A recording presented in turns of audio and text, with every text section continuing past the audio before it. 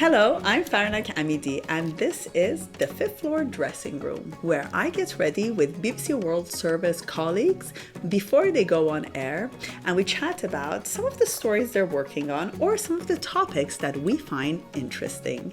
And today I'm getting ready with BBC Persian presenter Mina Joshagani. Mina! And today we're going to talk about how Mina gets ready before she goes on air on BBC Persian. She's going to also give us some tips, but also what makeup means for women inside Iran today and how attitudes towards makeup and hijab have changed. So I hope you enjoy it.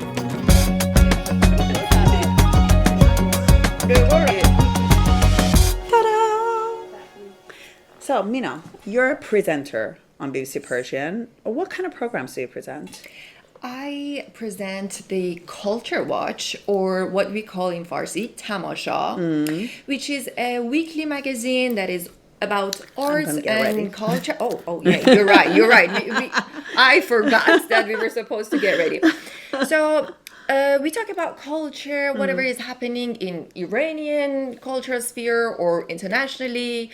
We have this excellent cinema and excellent movies and this great music, great artists, who some of them, as you know, cannot work inside Iran. So when you want to get ready, how long does it take for you to get ready usually? And do you have any tips? Because the light is pretty harsh and you can look quite shiny or you can look like Casper, the friendly ghost. That's true. Yeah. Give us right now, I'm looking both of them. So give us some tips. So, okay, this is the thing about me and makeup. I don't really look that different if I do my 5-minute routine or my 1 hour routine. See, that's an art. But I do have that shining problem a lot, which is why I do a primer thing before. Just right now I'm putting it on. So it mattifies your skin. Exactly. It mattifies it. And usually, on your T-zone where you're supposed to, you're more likely to get a bit shiny. And then if I don't have a lot of time, to be honest, which, usually you don't, I don't do a full face of makeup. I just really focus on the places where I look deadly. Like I do have the dark circles, so I usually go with a little bit of concealer and the blush, and that's it. So we are both Iranian and we both lived in Iran and grew up in Iran, went to school to Iran. We both worked in Iran. How has wearing makeup changed for you since you left Iran? Because I'm going to give you my own experience. Yeah. When I was growing up in Iran, I was always very conscious about my makeup because I had to take into consideration, if I am going to go into a government building, for instance, am I going to a mall that there are going to be a lot of morality police? Am I passing a route that there's going to be morality police? The mall entrance, they're always there. Exactly. I'm going to a party. Do I want to do my makeup before I go to the party? What if I get stopped by morality police? Maybe I go and do my makeup at a friend's place. Yeah. All of these things. Yeah. And also going to work, because at work you weren't supposed to wear makeup.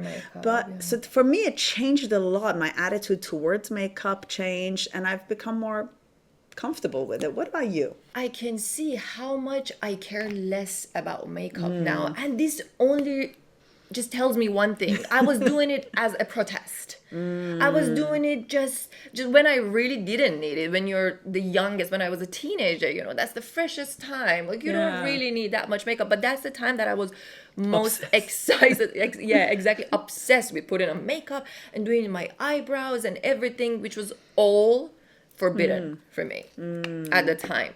And you're right, we did have those worries and concerns, because even if you're outside and if you're in a birthday party and you have a little, the residue the next day, you would have to answer to your teachers or the principals of the school. It's like, oh no, you have some sort of makeup, and they would get like a pad or something and they wanted to check if anything dark comes on it. Did I get you PTSD? You just brought back you memories. got traumatized again.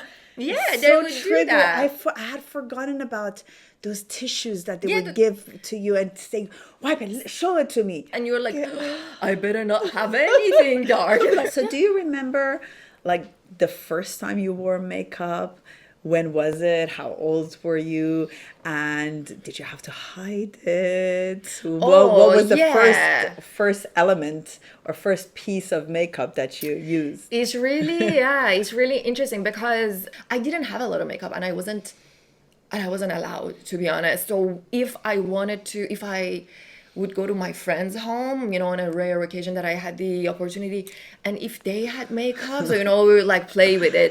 And I remember I had this like, oh, my friend had this beautiful pink blush, and it was on my brush like leftover, and the next day I was like, oh my god, it was like the faintest pink, but I thought I looked like, I don't know, I looked like a star. Like, yeah, I remember those. And even if there was so a little cute. bit of like shine, lip gloss. The lip gloss was more suitable for the younger girls, but even that would be like, oh, it's too much too eye-catching, too much, draws attention, Yeah, I know. It's kind of like there is this expectation from you as a woman, as a girl growing up to kind of be invisible, Exactly. but also be appealing. So it's just such a strange It's position. a balance that you will never find. It was really, really confusing because there are some customs and traditions, like whatever your older senior people have to say, you have to listen. And as a woman, yeah, you have to kind of be seen and not heard, or But at the same time, they expect you to be sexually appealing to men oh yeah. because your ultimate goal is Yes, is exactly. defined by the society as to find a husband. You have to be a good enough woman to Yeah. be able to find a husband. Yeah. No, It's it's a cultural definitely, thing. definitely a cultural thing. And men had these crazy unattainable standards. Like women had to be always like a dolphin, like hairless, and you're smooth and you're perfection. I mean, you talked And, yeah. about having to get rid of your hair, Yeah. body hair and facial hair, and again another contradiction is like when we were growing up, actually, for instance, plucking our eyebrows was very taboo, or girls waxing Their mustache. yeah, at school you would get punished. People would talk behind your back because somehow there was a connection between your virginity and your eyebrows. Unibrow. Yeah, or eyebrows. I Yes, don't you're right. understand what that connection, That's- but the connection was that only married women are allowed to do it. Exactly. So So that if you had done it, it was So it meant bad. you had sex. it was And so bad. Like when I was doing it, I missed half of my final high school year just because I was Grounded for your eyebrows. Yes, because I kept doing it. Now I barely have the patience to do it. the whole burden of Exactly. the decency of the society or the family Chastity, yeah, exactly, yeah. is on women, and women get punished for it throughout the years. Mina, when you look at how women have pushed back these boundaries, I'm sure makeup has been one of those ways. Oh my god, yes, I remember because I had these two aunts who were like a bit and they wanted to the trends and everything. And so basically we had like, by the way, I have to do it. Do you remember this? Oh Do my you remember God. this? I have a photo of myself. Remember You this? It should have been bigger, and the bigger and You would bigger have it this was, out of your scarf like this. This honestly, Look at us. sometimes it was like Like this. okay. If you didn't like, they had It was like a props hive. under. Yeah, they had like a prop something, under this. So it's Oh like yeah, your hair clip was like this. exactly. So And a scarf over here.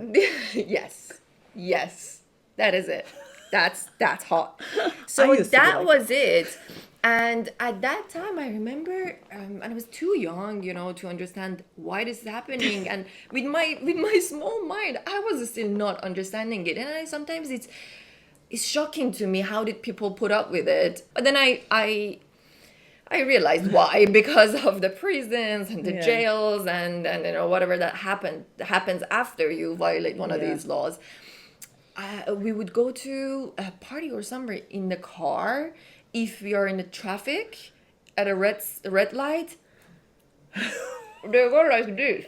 I'm like, what happened? Comité. Comité was the morality police Yeah. back then. And I remember they would hide it. They would hide it like the nail polish and the lipstick, which was like the extent of the makeup back then. It was not huge. Yeah. It was a little bit of this and Yeah. a little bit of like makeup. And yeah, they were so scared that they had to cover it. I can laugh at it now, but it was Yeah. really sad.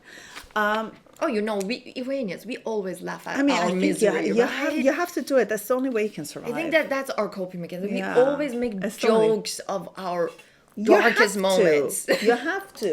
And you know what? Do you remember we had so much difficulty, like even getting good makeup?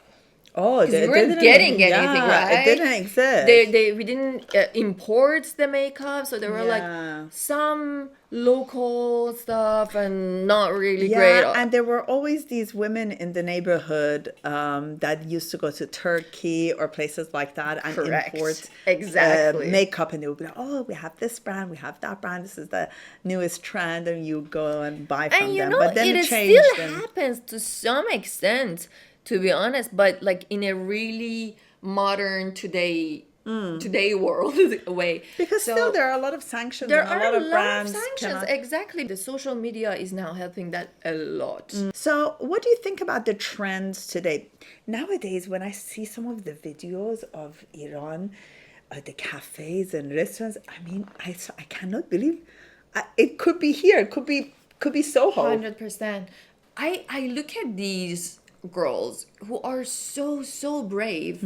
They know what could happen to them. They have seen it happen to other women. Yeah. These girls are now going to the street not even carrying their headscarves with them because they want to not have the option. They want to test themselves. They're like, if we see morality police, we don't want to cave in and put it on us. Have you on our spoken head. to these women? Definitely. What do they tell you? Yeah. They are scared. I'm not gonna lie, they are Of course, scared. it They is are scared, but scary. they still do it. Every time they leave home, it's a decision. For them, it's a conscious decision. Do I want to do this and go to the end?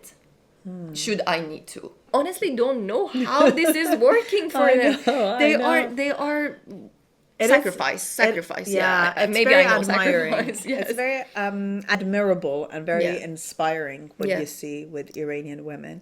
I didn't do my lipstick. I like to take a selfie with my guests after we get ready. Thank you. It's do the, like- it's the age of social media, Mina. It's the age of social media. I Bring mean, it on. when we look so good, we have to. Of course, with this makeup that we've done, I'm gonna go like this.